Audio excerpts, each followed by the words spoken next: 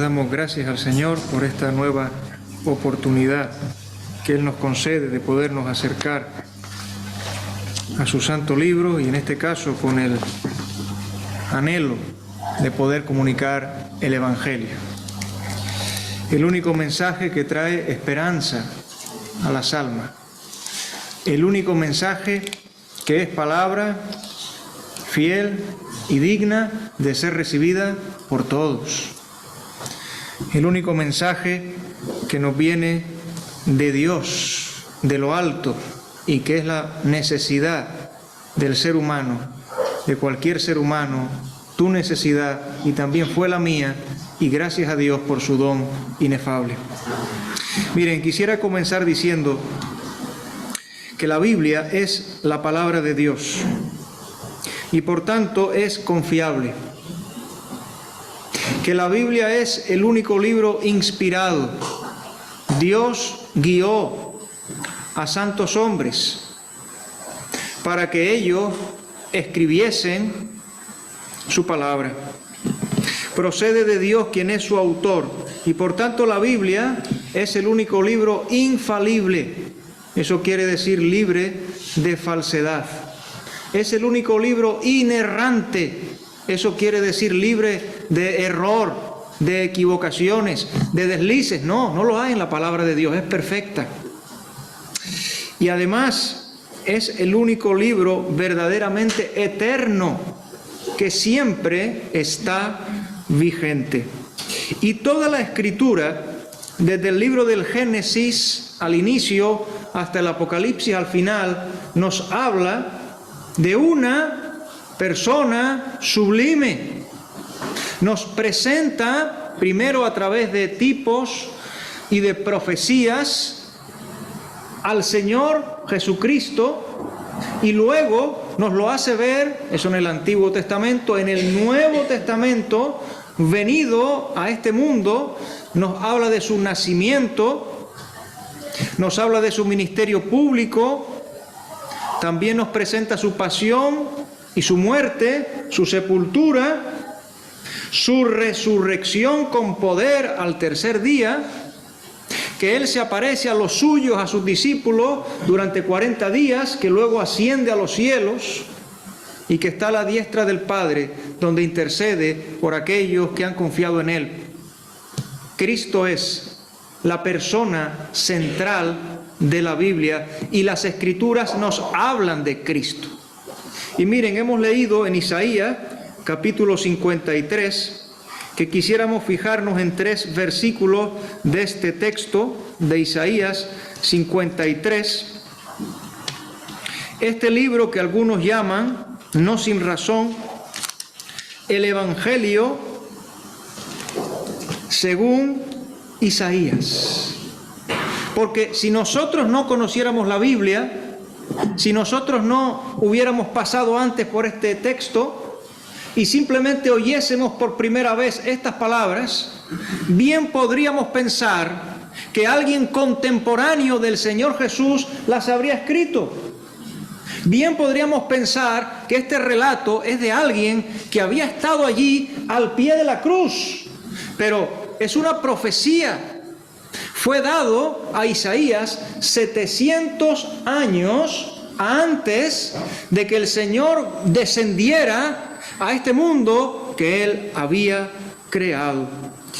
Y miren, en el Nuevo Testamento se contabilizan unas 85 referencias o citas que se cumplen en este pasaje, Isaías 53, del 1 al 12, 85 referencias o citas en el Nuevo Testamento que se cumplen en este pasaje. Y lo que quisiéramos mirar sería esta tarde lo siguiente, miren, un verbo, en este caso el verbo llevar. Ese verbo aparece varias veces en nuestra lectura. Y vamos a procurar fijarnos con la ayuda del Señor en 3 cosas que el Señor Jesús llevó. Vamos a mirar el verbo llevar, y destacaremos 3 cosas que el Señor Jesús llevó. Aunque iremos al Nuevo Testamento, este va a ser nuestro texto y por tanto será bueno si lo queremos dejar marcado para siempre regresar a Isaías 53. Empezamos en el versículo 4.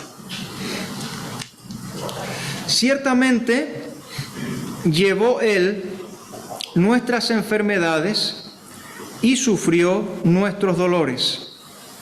Y nosotros le tuvimos por azotado, por herido de Dios y abatido. Nos quedaremos con la primera parte del versículo. Ciertamente llevó Él nuestras enfermedades y sufrió nuestros dolores. Esas palabras, llevó nuestras enfermedades. Hemos de ver cómo en el Nuevo Testamento nos es dicho que es una credencial acerca de la identidad. Desde la antigüedad estaba profetizado al pueblo de Israel que Dios iba a enviar al Mesías, al Salvador del mundo. Y para reconocerlo habría una credencial ya anticipada.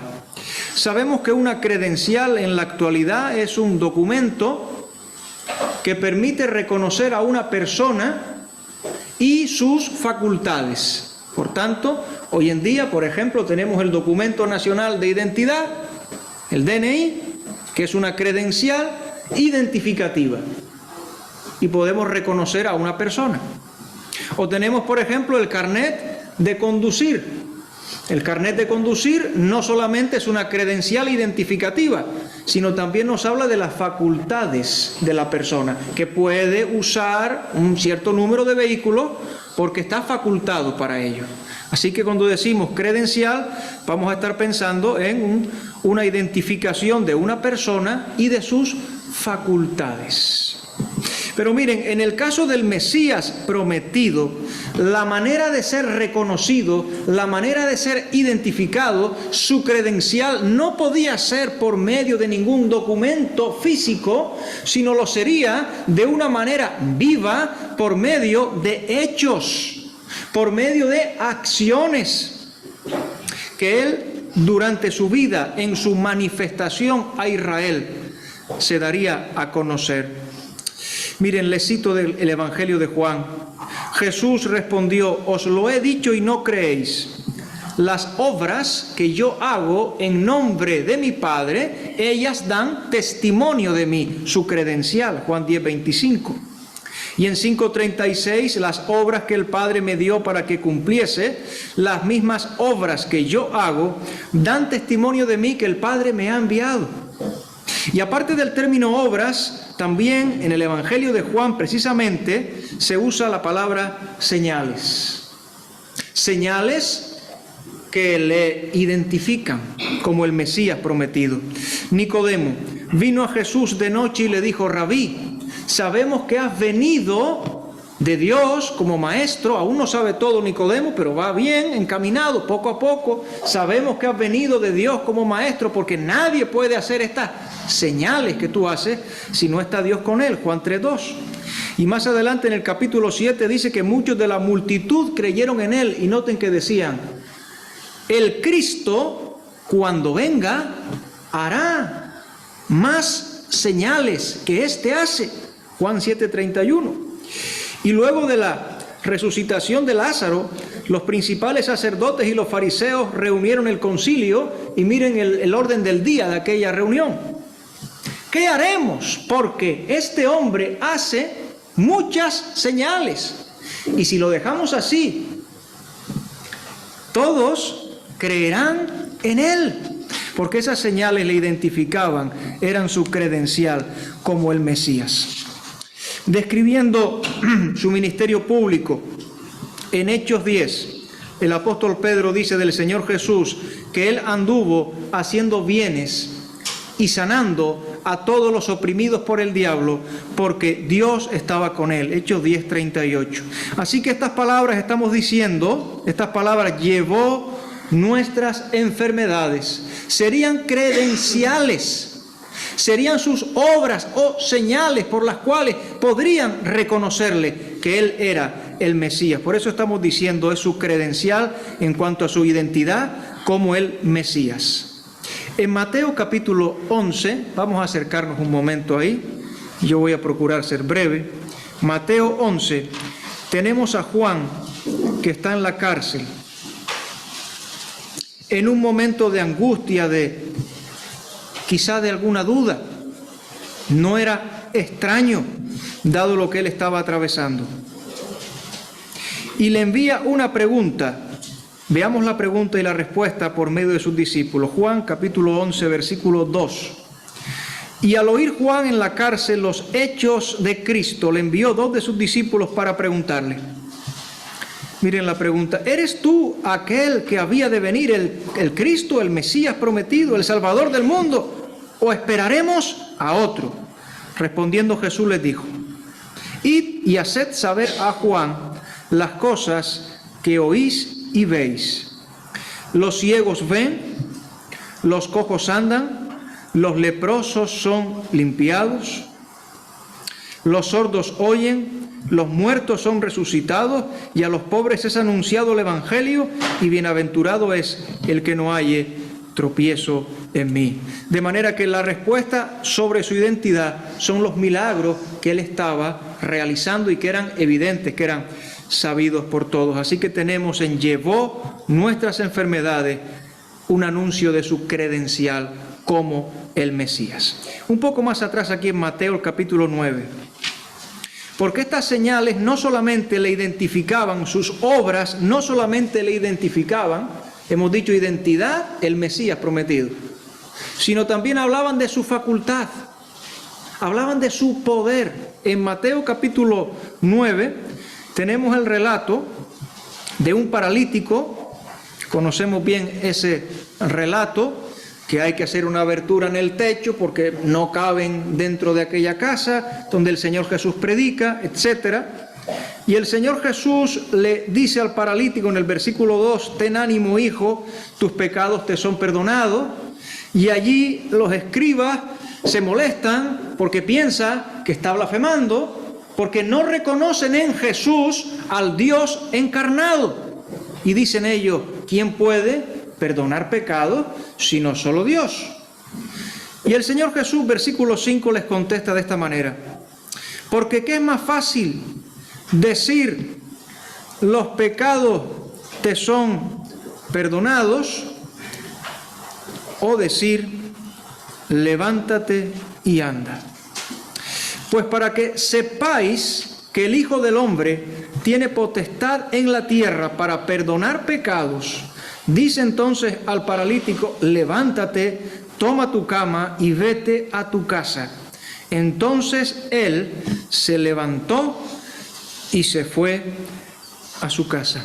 Los escribas y fariseos podían poner en tela de juicio algo no comprobable a la vista humana, es decir, el perdonar pecados. De ahí la pregunta: ¿qué es más fácil decir? ¿Qué es más fácil decir? Tus pecados te son perdonados, que no va a haber una demostración evidente, tangible al instante, o decir levántate y anda, que eso necesita de una evidencia corroborable, innegable, indubitable. No podrían negar un milagro tan patente como mandar a caminar un paralítico, que todos lo sabían y aún le habían visto descender allí de aquella manera tan aparatosa. Era mucho más fácil decir tus pecados te son perdonados desde esa perspectiva, porque no habría prueba visible de que los pecados le hubiesen sido remitidos. Pero la sanidad sería la prueba de que también había ocurrido el perdón de los pecados. O dicho de otra manera, el Señor lo había anticipado: para que sepáis que el Hijo del Hombre tiene poder, para que conozcamos su identidad, sí, y también sus facultades. Tiene poder en la tierra para perdonar pecados. Aquí tendríamos quizá que hacer un paréntesis y decir: cuidado con aquellos que te prometen perdón después de la vida, que te prometen perdón después de la muerte, perdón de pecados en la tierra, en la vida, mientras hay tiempo en el Señor Jesucristo. Entonces, sus facultades también, su poder para perdonar pecados. Capítulo 8. Seguimos en Mateo. Vino Jesús a casa de 8:14. Vino Jesús a casa de Pedro y vio a la suegra de éste postrada en cama, con fiebre. y tocó su mano, y la fiebre la dejó, y ella se levantó y le servía. Y cuando llegó la noche trajeron a él muchos endemoniados, y con la palabra echó fuera a los demonios, y dice ahora, y sanó a todos los enfermos, para que se cumpliese lo dicho por el profeta Isaías cuando dijo, él mismo tomó nuestras enfermedades y llevó nuestras dolencias. Así que en este obrar del Señor Jesús en su ministerio durante su vida, tenemos el cumplimiento de estas palabras del profeta Isaías. Ciertamente llevó él nuestras enfermedades. Pero si notan en Isaías 53:4 que estamos mencionando, el versículo no solo dice ciertamente llevó él nuestras enfermedades, 53:4, sino a continuación dice algo más.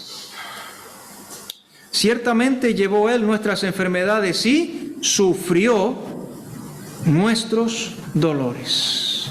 Miren, es la credencial. ¿Quién es él? El Mesías prometido. Sus facultades, poder para perdonar pecados. Pero esta credencial tiene algo que no tiene ninguna credencial. Jamás he visto yo en un documento nacional de identidad algo así, ni en un carnet de conducir, ni en nada del mundo. Porque esta credencial nos habla también de su carácter. Sí, hermanos, nos habla de su carácter porque dice aquí, sufrió nuestros dolores. ¿Y qué quiere decir eso? Que el Señor Jesús no solo iba actuando, sanando a los enfermos, sino que él obraba sintiendo el dolor de aquel que sufre. No solo acercándose, no solo poniéndose cerca, sino identificándose con el dolor de los afligidos. Y yo pensaba que un médico puede disminuir las molestias y hasta en algún caso eficaz totalmente restaurar a un enfermo. Pero el médico no necesita sentir los dolores ni padecer lo que ha tenido que ser la carga de aquella persona a la cual ha ayudado. En cuanto al Señor Jesús, Él no solo alivia, sino que también dice sufre, que también siente el dolor, la angustia del afligido. Él era movido por la compasión. Él sabe que va a liberar, pero esto no le impide sentir el sufrimiento, consolar, animar, suspirar y hasta llorar. Miren, por ejemplo, en Mateo 14:14 dice, y saliendo Jesús vio una gran multitud y tuvo compasión de ellos y sanó a los que de ellos estaban enfermos. Cuando el Señor Jesús va a resucitar al hijo de la viuda de Naín, lo primero que nos dice el texto sagrado es que el Señor Jesús la vio y tuvo compasión de ella, y por esa compasión Él actúa. En Marcos capítulo 7 hay un sordo y tartamudo, y el texto bíblico dice que Jesús levantó los ojos al cielo, gimió y le dijo, efata, es decir, sea abierto. Y ante la tumba de Lázaro, al menos hay 3 ocasiones. En primer lugar dice, se estremeció en espíritu y se conmovió. Luego dice, Jesús lloró. Y finalmente Jesús, profundamente conmovido otra vez, vino al sepulcro.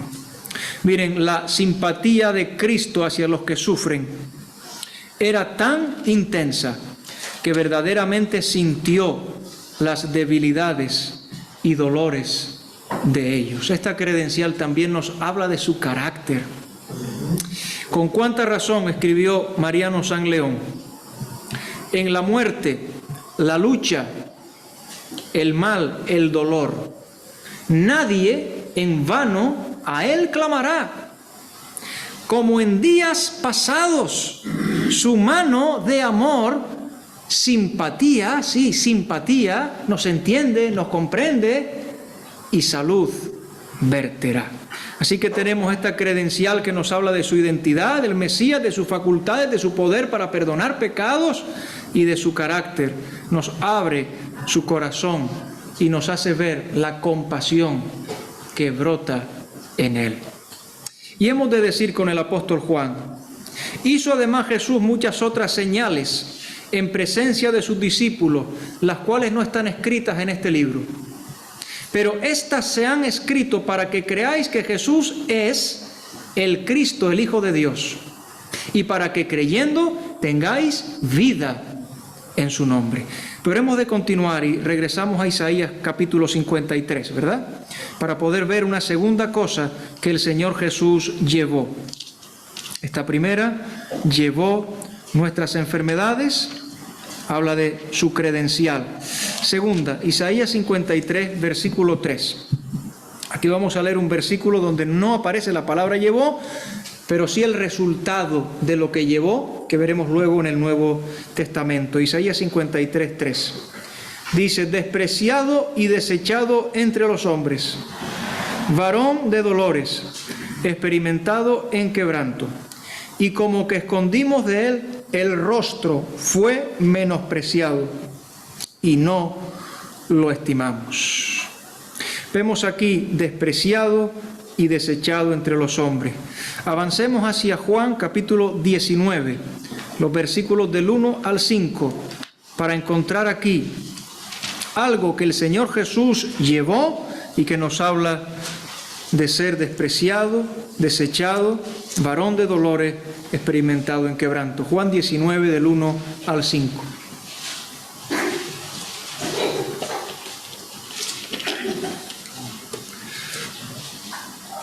Así que entonces tomó Pilato a Jesús y le azotó.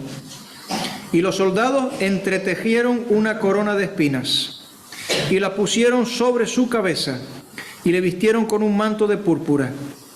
Y le decían, salve, rey de los judíos, y le daban de bofetadas. Entonces Pilato salió otra vez y les dijo, mirad, os lo traigo fuera, para que entendáis que ningún delito hallo en él. Y salió Jesús llevando la corona de espinas y el manto de púrpura. Y Pilato les dijo, he aquí el hombre. ¿Qué encontramos aquí que nos habla de ese desprecio, de ese ser desechado, de ser ese varón de dolores? ¿Qué llevó el Señor Jesús? Dice el pasaje en el versículo 5, la corona de espinas. Y hemos de decir aquí que de verdad llevar una corona sería lo propio de un rey. ¿Y por qué digo esto? Porque los que conocen mejor el idioma que yo, el idioma griego, nos dicen que el verbo empleado aquí llama la atención, porque es un verbo que se suele usar para designar esto precisamente, llevar lo propio, llevar lo apropiado. Por ejemplo, en Romanos 13, digo bien, se habla de que la autoridad no en vano lleva, ¿qué cosa lleva? La espada. Podríamos hoy decir que es normal, hoy en nuestra actualidad, que un guardia civil o que un policía lleve su arma reglamentaria, lleve su pistola. Eso es esperable, eso es normal. Entonces el verbo nos habla de llevar lo propio, la autoridad, la espada. En cuanto a la realeza, en Mateo 11, versículo 8, lo cito por amor al tiempo nada más, hablándose de la realeza, dice, los que llevan, el mismo verbo, vestiduras delicadas, en casas de reyes están. Llevan vestiduras delicadas, están en casa de reyes porque son de la familia real, es lo propio. Y llevar una corona, digo, habría de ser lo propio de un rey. ¿Qué podemos decir de la condición real del Señor Jesucristo? Que en la anunciación de su nacimiento a María le fue dicho, concebirás en tu vientre, darás a luz un hijo, llamarás su nombre Jesús, este será grande y será llamado Hijo del Altísimo, y el Señor Dios le dará el trono de David su padre, y reinará sobre la casa de Jacob para siempre, y su reino no tendrá fin. Lucas 1, 31 a 33. Y cuando pasados quizá ya 2 años de su nacimiento, los magos de Oriente llegan a Jerusalén, tienen una pregunta. ¿Cuál es la pregunta? ¿Dónde está el Rey de los judíos que ha nacido, porque su estrella hemos visto en el oriente y venimos a adorarle. Mateo 2:2.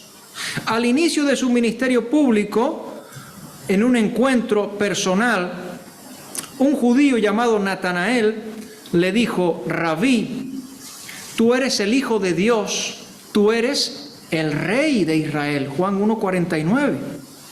Y ese día que solemos llamar popularmente el Domingo de Ramos, no fue la ocasión en la que se cumplieron estas palabras. He aquí, tu Rey viene a ti, manso y sentado sobre una asna, sobre un pollino, hijo de animal de carga, Mateo 21:5, y que grandes multitudes con ramas de palmera salieron a recibirle y que aclamaban diciendo: Hosana, bendito el que viene en el nombre del Señor, el Rey de Israel. Juan 12:13.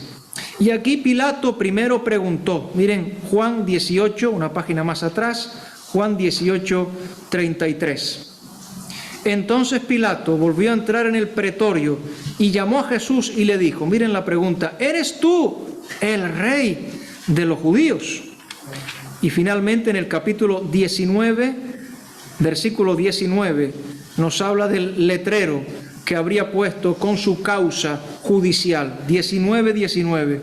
Escribió también Pilato un título que puso sobre la cruz, el cual decía: Jesús Nazareno, Rey de los judíos. Ahora, él no llevó una corona de gran valor. Hace poco hemos visto una fastuosa coronación, ¿verdad? A Carlos III del Reino Unido.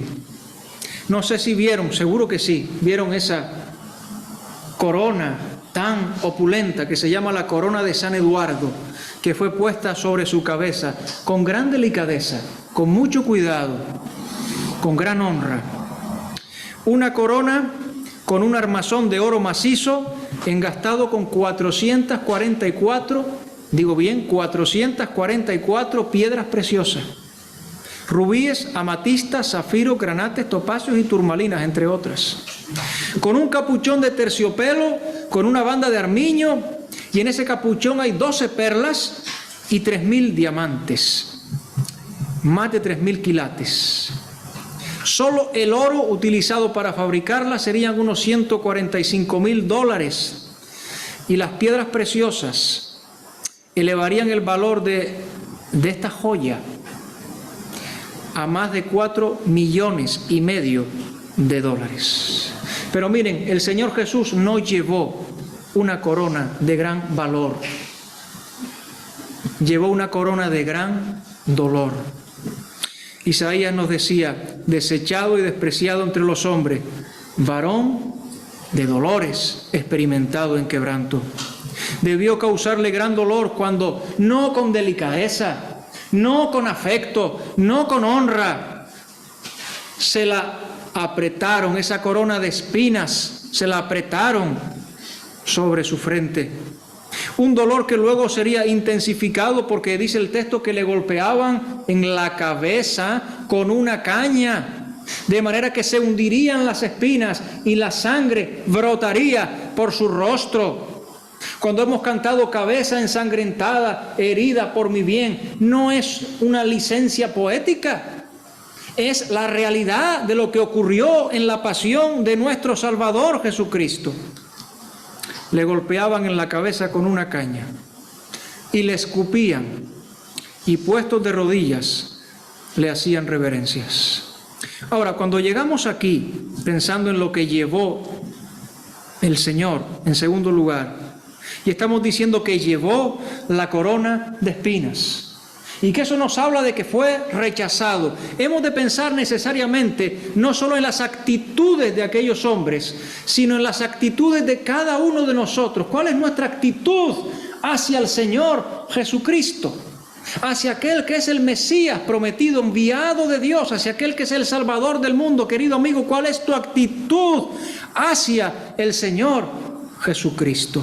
Porque si la corona de espinas testifica del rechazo que experimentó, cuán comunes siguen siendo hoy las burlas, los menosprecios, los olvidos, En el mejor de los casos, la indiferencia hacia el Señor Jesucristo. Esta mañana se nos citaba Juan capítulo 1, que dice acerca de Él, que a lo suyo vino y los suyos no le recibieron, desechado, despreciado entre los hombres.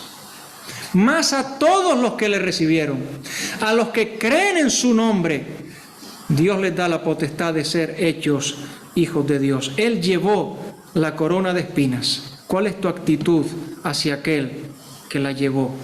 Y en tercer lugar, quizá esta sea la última cuestión, regresamos a Isaías 53. Algo más que llevó nuestro Señor Jesucristo. Isaías 53, el versículo 12.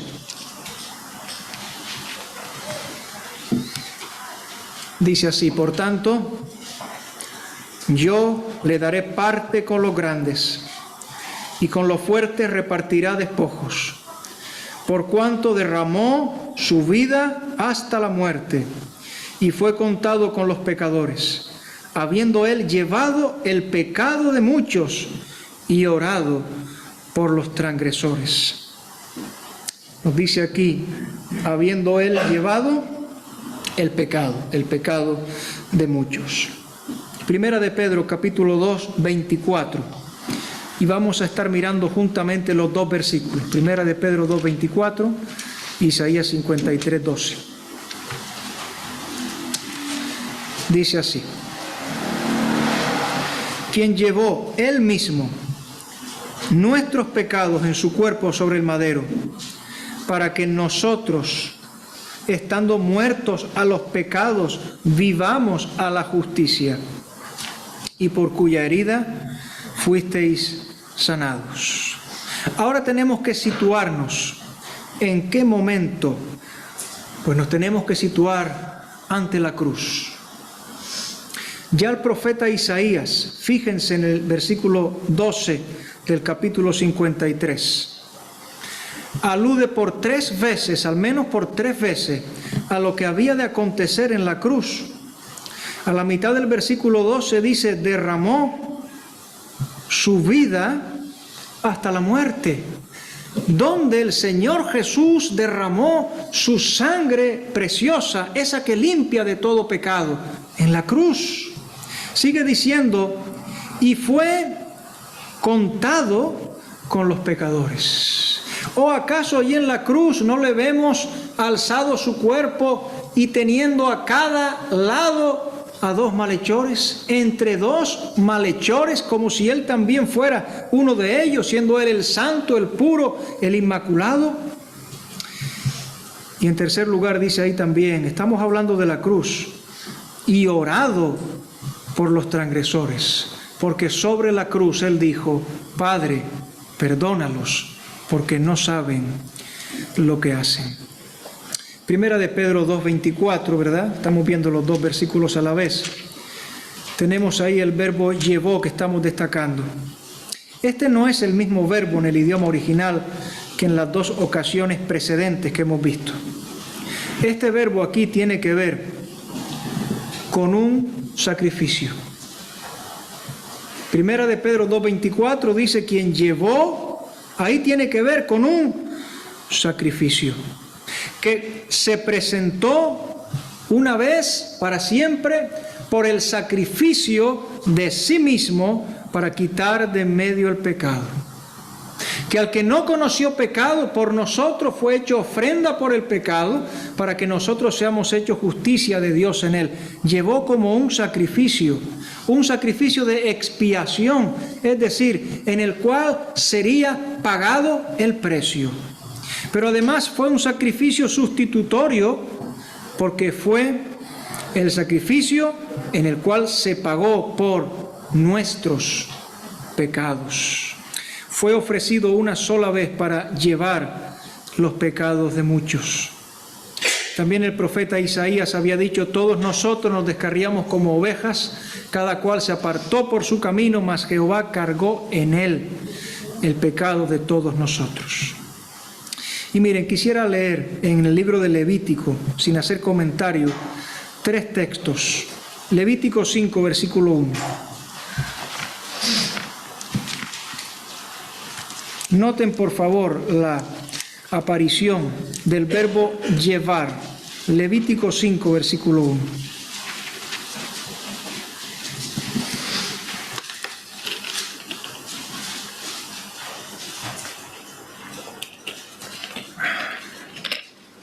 Si alguno pecare por haber sido llamado a testificar y fuere testigo que vio, que supo y no lo denunciare, miren lo que dice ahora, él llevará su pecado. Versículo 17. Finalmente, si una persona pecare o hiciere alguna de todas aquellas cosas que por mandamiento de Jehová no se han de hacer, aún sin saberlo a sabiendas, es culpable y llevará su pecado. Y capítulo 9 y versículo 13.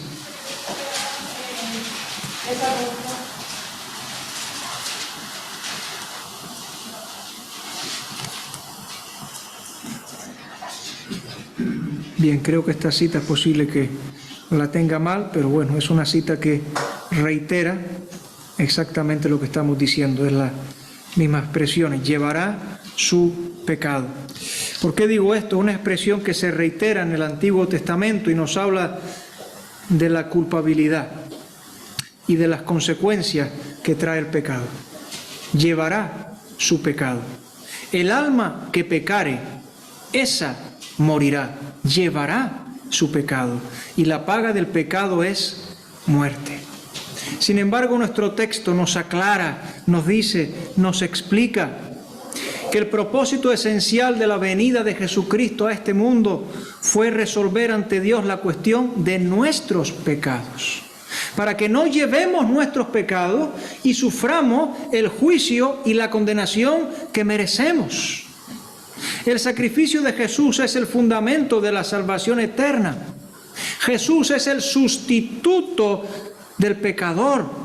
Sufrió el juicio de Dios durante las horas de tinieblas allí en la cruz, de tal manera que nos ha de tratar con misericordia, no haciendo con nosotros conforme a nuestras iniquidades, ni pagándonos conforme a nuestros pecados.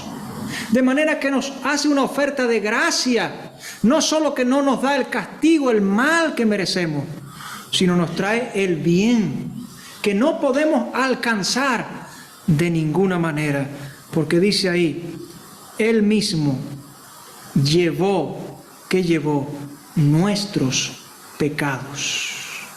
Los llevó en su cuerpo, sobre el madero, sobre la cruz.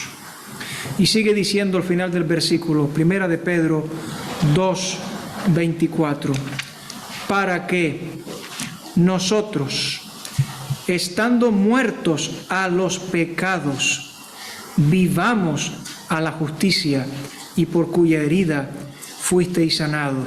De manera que su muerte es nuestra muerte, muertos a los pecados, y su vida viene a ser nuestra vida. Querido amigo, en esta tarde la invitación es que acudas a Cristo. Él llevó tus pecados. Sí, Él es el Mesías prometido, Él es el Salvador del mundo. Sí, Él tiene poder para perdonar pecados. Sí, Él se compadece de ti. Él te ama. Sí, Él fue despreciado y desechado entre los hombres. ¿Cuál es tu actitud hoy hacia Él? El que llevó tus pecados en su cuerpo y te puede dar vida. Terminamos con el poeta. Miren lo que dice el poeta. Señor, lo que has, ahí está el verbo. Señor, lo que has llevado, yo solo merecí. La culpa que has pagado al juez, yo la debí. Mas mírame, confío en tu cruz y pasión. Otórgame, bien mío, la gracia del perdón. Como decía la versión antigua del himno, otórgame, bien mío, eterna salvación. Que el Señor nos bendiga con su palabra. Amén. Amén.